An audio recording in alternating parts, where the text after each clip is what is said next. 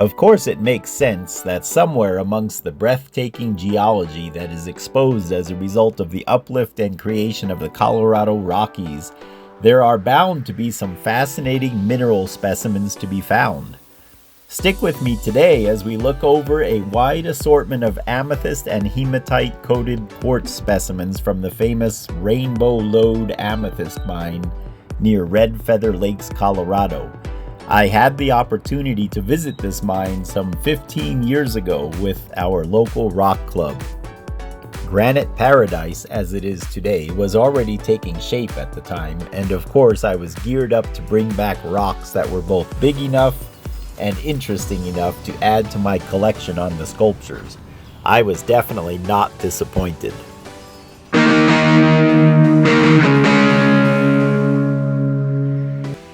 If I remember correctly, this deposit was discovered in the 1930s.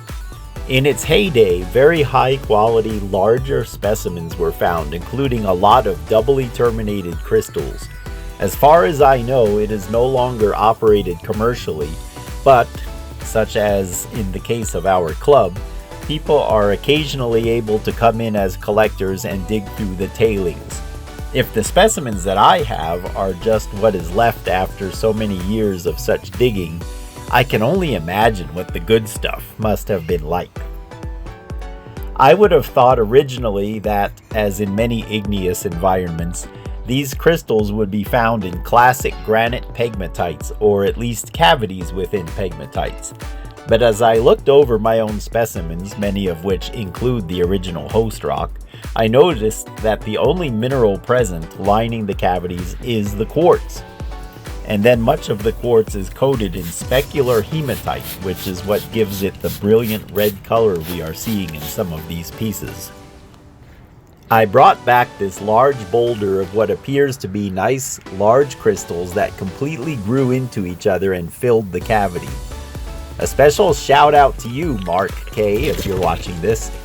He's a dear subscriber who has found material similar to this, and he calls it clenched teeth, referencing a dog with its teeth closed into each other tight.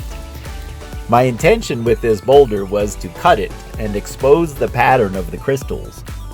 I need about 400 more years of life to be able to cut all the rocks I thought I would cut someday, and that's assuming I don't go out and collect any more.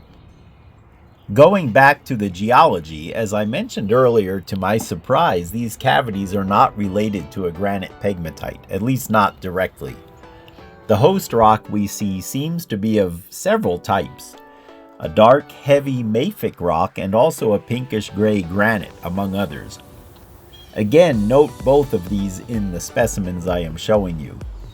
More likely, the quartz came into local rock that was shattered and fractured either during the uplift of the area or perhaps in relation to nearby intrusions of plutonic magma bodies.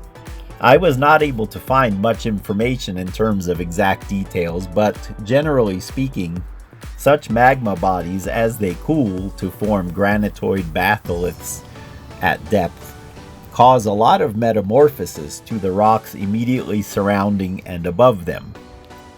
Quartz is often one of the last minerals to crystallize in the hot fluids percolating through the nearby rocks, which could explain why we have a variety of host rocks with seemingly similar quartz-lined veins in all of them.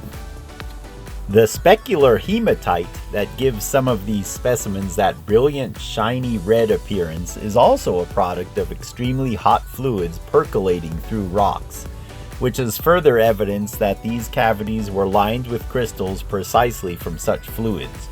The abundance of the hematite coincides with the high iron content of many of the mafic rocks that make up the geologic strata in the area. If you've seen any of my recent videos about magnetite and other mafic minerals of the nearby Cache La Poudre Canyon, you know that there is plenty of iron around for these hydrothermal fluids to have picked up some along the way. Here I am showing you more of what we could call a collector's grade specimen of undamaged crystals coated with this brilliant red mineral.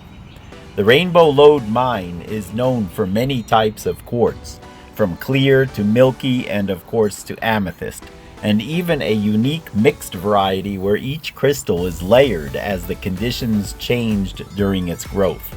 I have a little bit of everything, and I do hope I can cut that big one of these days, hoping that it shows that banded pattern I hear about. I have really enjoyed sharing this part of my collection with you, and I hope that you have enjoyed the video.